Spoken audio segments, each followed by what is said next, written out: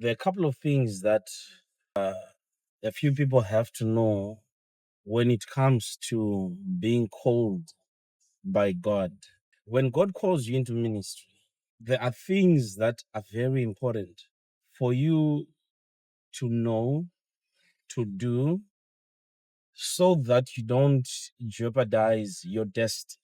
Number one, God calls you not because you are qualified. God calls you into ministry not because you are the most gifted. God calls you to ministry because of his grace, because of what you can become, not what you are. When God called Gideon into ministry, Gideon was a coward. Gideon was in hiding. If God had looked at what Gideon could do, if God had been selecting people based on their merit, then Gideon wouldn't have qualified.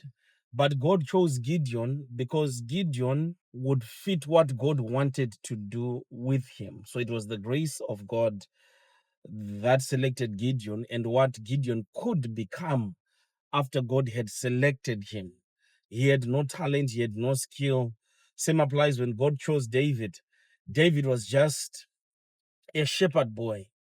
Even when the prophet, the man of God, came to look for someone to anoint, as God would have it, another king in Israel, the father of David presented his other elderly sons who were part of the king's army, meaning in the natural, they qualified for something that kings should have. But God would not allow the oil to be poured upon them because God said, you are looking at things outwardly. I don't look at things outwardly. I don't look at what men are qualified to do at the present moment, but my grace is what qualifies people.